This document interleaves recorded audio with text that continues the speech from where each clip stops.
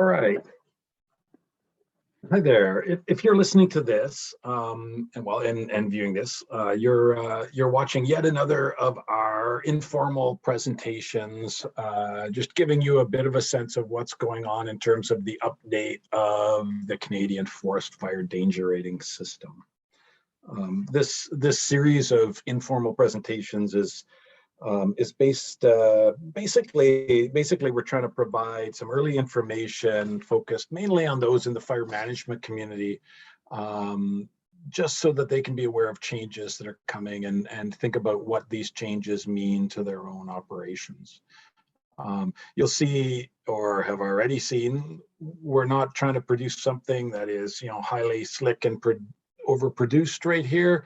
What we're trying to do is just get this information out. These presentations essentially are just slight modifications of presentations that we've been giving to different fire management agencies as we've been trying to update the user community around some of the changes. And so just to try to reach a broader audience, what we've decided to do is record some of these as well, and so that you can watch them on your own and use that then as a starting point to some discussion. We are still very happy to come and talk to specific update you and your fire agency, or have discussions with you individually about what these changes mean for your organization, what they might mean for how you've been using the fire danger rating system overall.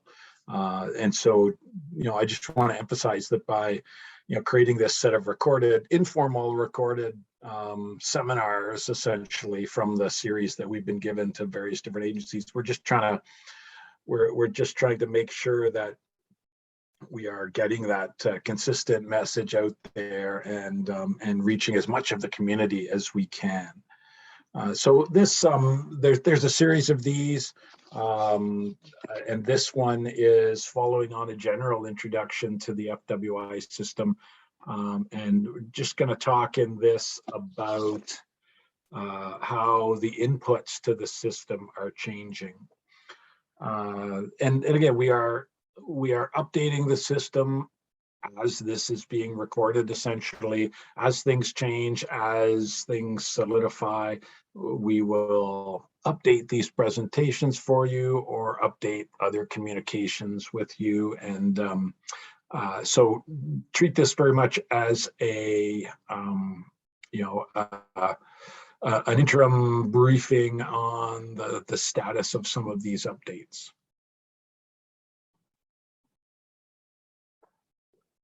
There's lots of stuff going on, as you'll have, as in my common introduction to these here, there's lots of stuff going on in terms of updating the danger rating system overall. We think that the FWI system pieces, because the updates are relatively straightforward and simple, we're not changing the system all that much. We think this will be some of the first stuff that rolls out, say by the end of 2022 or just into 2023. That's our hope. Overall, the goal of this accelerated program to finish off the next generation of the danger rating system is targeted to be finished by around 2025. So today in this presentation, I just want to talk about the FWI system, and specifically the inputs to the FWI system and how they are changing. So just a quick reminder again, inputs to the system right now that you're all familiar with are the daily fire weather observation from 1 p.m. Temperature, humidity, wind speed, and rainfall, all observed at the weather station at 1 p.m. Remember, the FWI system itself is using these weather observations to help it track day-to-day changes in moisture in a few key layers of the forest floor, and then create relative fire behavior outputs that represent conditions at the peak of burn later in the afternoon. So the changes that we're making, and this, without getting into huge detail, but just, and I'm going to do that in a few slides. But we are, the big thing to take home from this is that we are changing from the reliance on the 1 p.m. weather observation. And this is going to allow us to better incorporate different diurnal weather patterns in the day. And this will, the system over in trying to do this, we will be trying to create several pathways for different fire weather resolutions that some users may have. And I'm gonna go into details on a few of those, but the real take home I want you, the user community, to realize, or to start to think about, is that we are moving away from this this 1 p.m. weather observation, which is, we've been using this since the 1930s. The inputs are still the same. The inputs to the core of the system is still the same as well. The Ffmc, the ISI, the FWI, these are all the same. And the inputs are the same as well. It's screen level air temperature and screen level relative humidity, wind speed recorded in clearing at 10 meters, and rainfall. Other inputs, date has always been an input, and now station latitude and longitude, the weather station latitude and longitude are an input as well. That's a pretty simple one. It's not any sort of onerous requirement. There are some optional inputs for the optional grassland stream in the system as well, but we'll talk about that later. So new inputs, and I'm going to go through a couple different cases here. Best case. What we're trying to do to make the calculations underneath, beneath the FWI system, make them consistent with other parts of the danger rating system overall, we are explicitly characterizing, even when we're only getting hourly or daily data, we are explicitly characterizing the diurnal weather pattern for every day. And so best case scenario, users are providing hourly weather inputs to do these calculations. Hourly measurement of screen level air temperature and relative humidity and 10-meter open wind speed, and hourly summary of rainfall. A lot of agencies currently have this information available to them. And in the feedback that I've been getting from some of these presentations, when we've been talking directly with agencies, have been looking for a way to use them for a long time. So the response is, that's great. We look forward to implementing our hourly weather in the FWI system immediately. So another, moving on from this, sort of what I call the baseline daily case, and this I like to think about this as the most analogous to the current way we use the FWI system with a daily observation of weather. So here is a once a day observation of weather, but it's what we're observing. What we want to use as the inputs are the daily maximum and minimums in the standard weather input. So daily maximum and minimum temperature, daily maximum and minimum humidity, daily maximum and minimum wind speed, sustained wind speed, not just a 2-second gust. And for rain, there will be various timing options, because I'll explain why that is in a little bit. Another, one of the implicit input is also in all of these date, latitude, longitude, and the date. The reason that's an input now is that what we are doing is we are calculating from the latitude and longitude and date the time of sunrise and time of sunset and time of solar noon, and then using a relationship between the maximum temperature and minimum temperature and corresponding maximum humidity and minimum humidity, etc., using relationships that we've built up from observed data between the timing of sunrise and the timing of minimum temperature in the morning, or the timing of sunset or solar noon and achieving daily maximum temperature or daily minimum humidity. We've been exploring these relationships across the country, and are building in a simple way to string a diurnal curve of temperature, relative humidity, and wind speed through these maximum and minimum values that are input.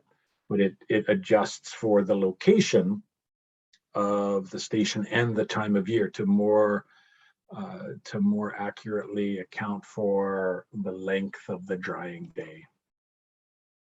And a worst case scenario would be that you still don't, you're a strong traditionalist and you don't want to get away from the 1 p.m. observation, or in all the historical data that you've got for calculating climatological baselines, you've only got the 1 p.m. observation. So I mean, this is reasonable. And so the required inputs would just be the standard required inputs that are used today for the FWI system. This is our sort of bottom of the line case here that doesn't change the input requirements at all. And all we're doing is creating a way to estimate maximum and minimums from these values. And I'll talk a little bit more about that. What is happening in this case 2, the maximum case, and case 3, the standard 1 p.m. observation case, is that underneath the system is hourly weather is being estimated in these two methods. In case number 1, what I call the best case, using hourly data, you have observations or forecast, I suppose, of the hourly weather itself. And so you have a good characterization of that diurnal pattern. In case 2 and case 3, what we're doing is estimating how those things like temperature, like air temperature, change throughout the day. And we're using that estimated hourly data then in an hourly calculation of the FWI system. And so this is how we're achieving consistency between each of these methods.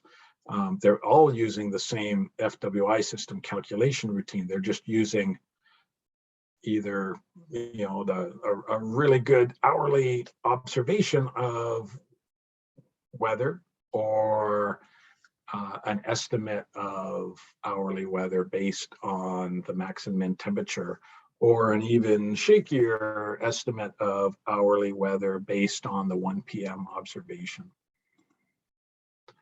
So I want to give you just a little bit of detail on, I mean, the case 1, the best case scenario where you've got hourly data, it's just being used directly in the FWI system calculation now. And for your interest's sake, we've developed, there always has been an hourly Ffmc calculation, or there has been ever since 1977 when Van Wagner developed it. But we also developed a parallel hourly Duff moisture code and hourly drought code to go along, to be consistent in the hourly calculation of the full FWI system. It's a bit absurd, I know, to calculate the drought code hourly, but for consistency, we have created this just so that the hourly outputs from the FWI system, there's a full set of outputs every hour, and there's no strange changeover at any time in the day, essentially. So how does the max and min approach doing? If we only have max and min temperature, what are we doing? Essentially, we're fitting this diurnal structure through the maximum and minimum values, and we're using an approach that Judy Beck laid out many years ago, I guess, and has been used in a few different places. Those of you who are Prometheus experts will have seen this approach used in hourly weather estimation from daily values within Prometheus itself. But so Beck laid this stuff out many years ago, and we are just adopting this. It relies on this timing of when, at this location of the weather station, when is sunrise happening, when is solar noon happening, and then what one does from actual hourly data is one calculates the difference between sunrise and the period of, in this case, minimum temperature, and we call that alpha.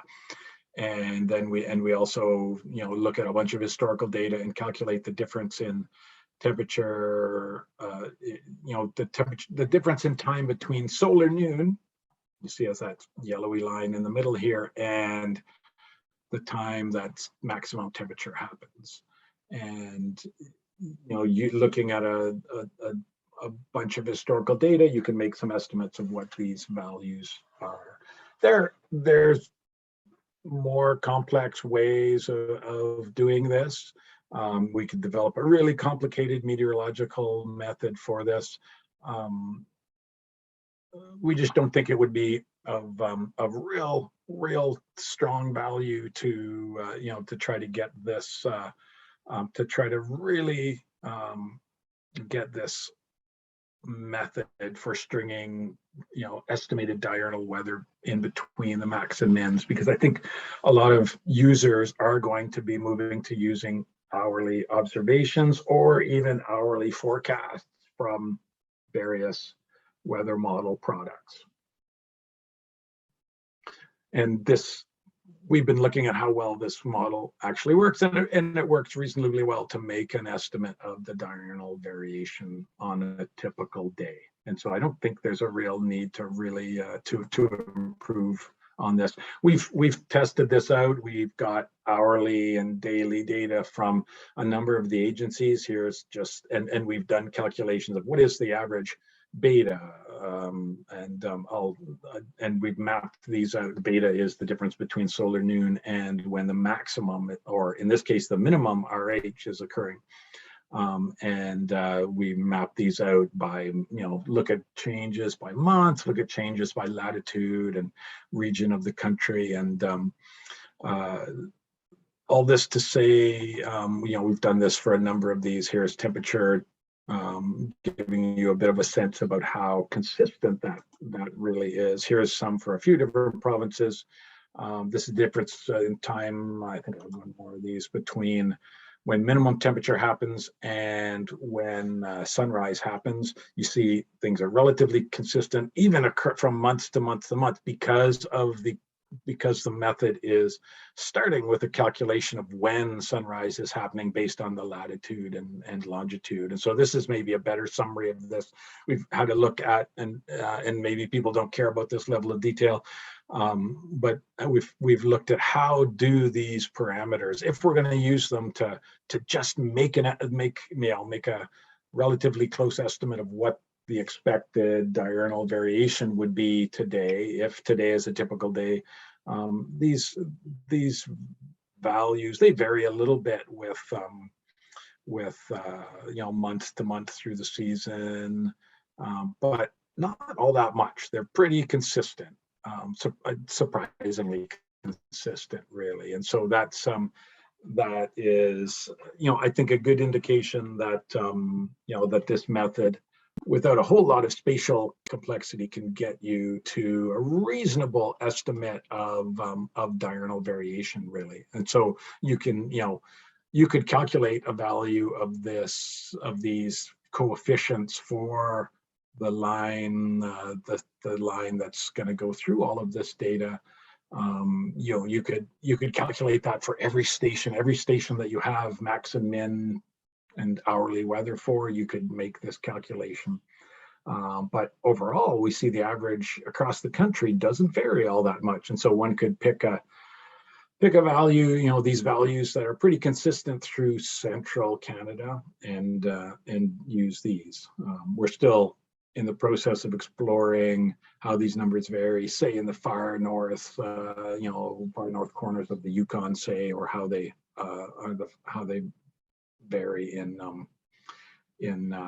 British Columbia as well. But for the most part, for what we will be using these values for, they seem, this method, as simple as it is, it's essentially fitting a simple sinusoidal function through the changing temperature of the day, and then just a simple exponential decay overnight.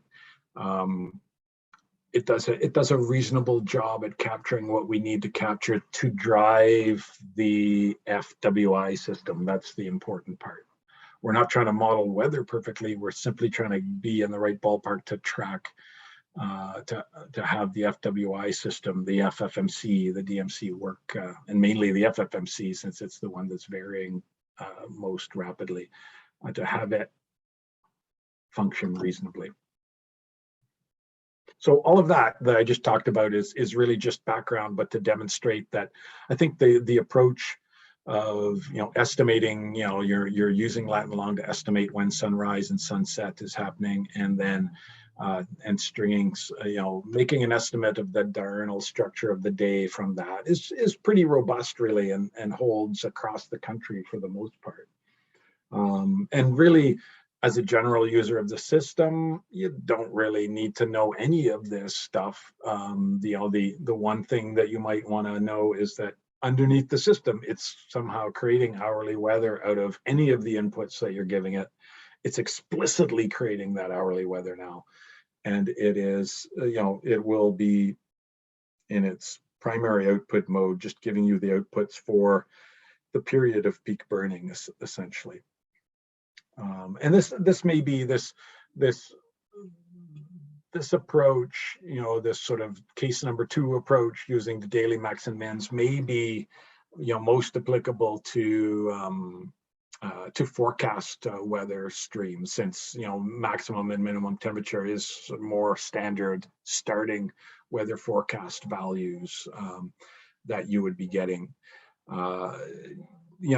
Many of the agencies have hourly weather stations observing weather, and so can do their end of the day calculations with actual observed hourly weather, but may be building their forecast data from maximum and minimum values. And so an estimate of what the diurnal structure is going to be over the next few days. And I think that those two approaches will still be consistent, essentially, and could be used at the same, at the same time, essentially.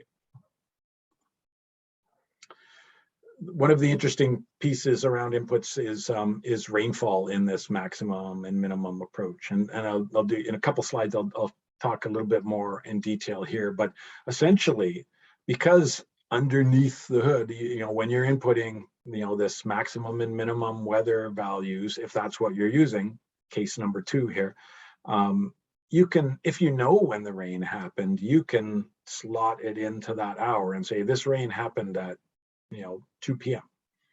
or 10 a.m. and so you would then be getting the wetting action of the rain followed by a partial day of drying, and you would end up with a little bit more accurate estimate of what your actual moisture conditions are by the end of the day. And if you don't have that information on the timing of when the rain happened, you can just make the current, the same assumptions that we make in the FWI system right now. And I'm going to review those just so that folks won't. I'll review them in 2 slides here, just as a reminder about this, because I think that's it's worth reminding folks and then talking about the strength of the new system here. Again, I'm here on to case 3. If one is using still the old 1 p.m. weather, and again, I'm not recommending this. Essentially the approach is, what we've done is we've analyzed all of that hourly data where we were looking and looking at the calibrations between Judy Beck's method of stringing hourly data through the max and mins and calculating those what we call those alpha, beta, gamma values for each station and then across the country. We used all this hourly data to calculate the average minimum temperature, average maximum temperature in each region for each month. We explored the difference between max temperature and 1 p.m. observation, minimum temperature and 1 p.m. observation, and I think you can imagine the rest, and have these very coarse ways of adjusting and creating a maximum and minimum value from the 1300 the 1 p.m. observation, essentially. And again, so then method number 3 here, using the 1 p.m. observation, creates an estimate of the maximum and minimum values, the maximum and minimum temperature, the maximum and minimum relative humidity, And those values then flow into the methods used in case number 2, where it strings a diurnal weather structure through it again. And then that then runs through the hourly FWI system calculator, just like hourly weather would. And so there's a consistency all the way up. It's just an added uncertainty around the estimate, or an added error, say, around the estimate of temperature maximum and minimum, if you don't have any extra information to put into the system. So this just as a worst case scenario to say, this is how you would use the old 1 p.m. weather observation in a consistent way with this new calculation methodology. And I want to talk just about rainfall as well here, just to round out the inputs. Lots of different ways to observe and report rainfall. You can measure it hourly. You can measure it daily, from 1 p.m. to 1 p.m. like we've been doing in the hourly, or in the traditional FWI system for years. You can measure it. You can take some early morning observation of 24-hour rainfall. That is, more standard meteorological practices. Most fire agencies have their morning rainfall observation as well, that they sometimes use as an estimate of the rain for their forecasted rain by at the 1 o'clock period. There are other weather stations or weather model products that output, an estimate of rainfall over a 6-hour period or over a 3-hour period. Or you could also, input the amount and time of rain that it fell. There's lots of different ways for rain to happen in a day, and for you to summarize rainfall up, essentially. And this new system, because it's explicitly creating hourly weather behind the scenes, lets you use any of these essentially, and put rain into the period that it's happening. It's happening essentially, and it's worth remembering how the current FWI system treats rainfall, and has always treated rainfall, really. So in the current system, again, we take this measurement at 1 p.m. of 24 hours of accumulated rainfall. That's just the standard, right?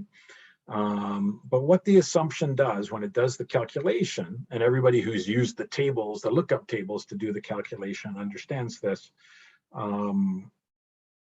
what the system does is assumes that all of that rain fell overnight and wetted the fuels before the drying of the current day started. And so even if that rain fell late in the morning, at noon, and we measured it, it was part of the 1 p.m.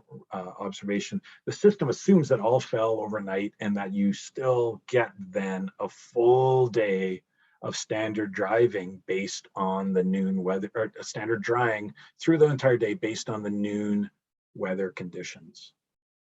And so that's what the current system does. It does this because this errs on the side of over predicting the dryness of fuels a little bit. If anything, it errs on the side of saying the fuels are a bit drier than they might be, but it's a pretty good error. It's the side that you want to err on, essentially. This is the same is true in the hourly Ffmc system, really. So you measure, at 2 p.m. you go out, you take your measurements of all of the weather conditions. That is the rain that fell between 1 o'clock and 2 p.m. is what you've just measured in your hourly sample. What this calculation system does is assumes all of that rain fell at the start of the previous hour, so 1 p.m. in my example, and then you had a full hour's worth of drying at the weather conditions that were measured. That's what happens in the system right now. Again, to err on the side of dryness. So in these new calculations, because as I said earlier, there's this explicit hourly weather stream that exists underneath the hood of the calculations, the user, if they had the flexibility in their information system, could input that rain as occurring at any time. So you could, again, you could make that same assumption that, okay, any rain that happens up till noon, I'm going to put it up in the morning and I'm going to err a little bit on the dry side. That's fine. But you can also put it in exactly the time that it occurred. And so, and this will help. And again, a situation that everybody knows about and everybody has their own way of dealing with it, but that say that rain that falls at 2 p.m. after the day's calculation is obviously wet all the fuels, but doesn't get counted till the calculation is done the next day. Now you can adjust your afternoon values on which you're doing some of your planning for the next day. You can adjust those values on the fly if you want to. With that rain that fell at that time, putting it in, and you would still account for the the drying that happened through the latter part of the day, but you would get a more accurate estimate of when how the moisture in the fuels changed and at what time of day. I want to talk just briefly about our like the optional inputs. Again, many users might not be interested in this. The core of the system is still there and still acts the same. What we've done is created a separate set of grassland indicators, and we think these will be useful from a planning perspective in these very fast reacting, fast drying, exposed grasslands. And we've tried to parallel the FWI system structure here as well. So the calculation still depends on the standard inputs of temperature, humidity, wind, and rain. And there are some optional inputs. So curing, just like in the fire behavior prediction system, in fact, it's the same curing effect model that we'll be using in the FWI system. You can estimate the curing state of fuels, and there'll be a default value. If you don't have an estimate of that, it will assume the fuels are mostly cured, which is what we default to in the FBP system if the user isn't putting this value in. You may also have a value from some other information tool that you have, some sort of greenness estimate, or from some other source. So that's an optional input. Solar radiation or some estimate of the cloudiness is also an optional input, which gives you a better sense of how quickly the grassland is drying, and just how quickly you after a rainfall you get to a burnable state again. And again, so an actual estimate of solar radiation. Some agencies are putting solar radiation sensors on their weather stations or getting estimates from partnerships with Environment Canada. Even an estimate of cloudiness would work, because there are methods, because we're calculating sunrise and sunset as part of the system to generate the diurnal weather. We can also very simply calculate solar angle and the essentially what the cloud free radiation should be, and so then we can attenuate that down if we have some estimate of, oh, it's partly cloudy or scattered. We found that works, that works pretty well, really, in some of the work in tallgrass in southern Ontario. This is the system is calculating a moisture content in common field grass, however.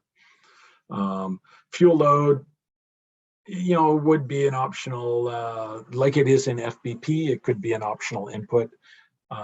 The system will use the default fuel load that the FBP system currently uses for grasslands of 0.35 kilograms per square meter. A user could change that if they knew their grasslands were quite different. So they just to wrap this piece on inputs up, our goal has been to keep the input requirements consistent with the former data requirements, really, while creating some new methods underneath the hood to improve the accuracy of the system and the consistency of the system in terms of incorporating different data sources that users seem to want to incorporate.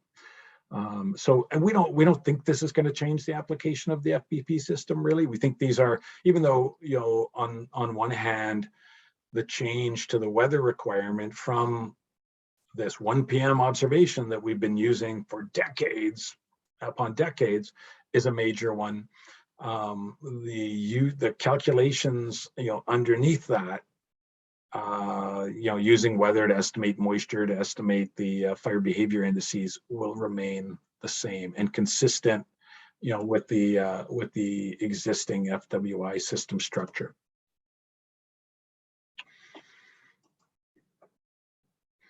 So there is a follow-up presentation here on the outputs of the system as well that I direct you to next, essentially.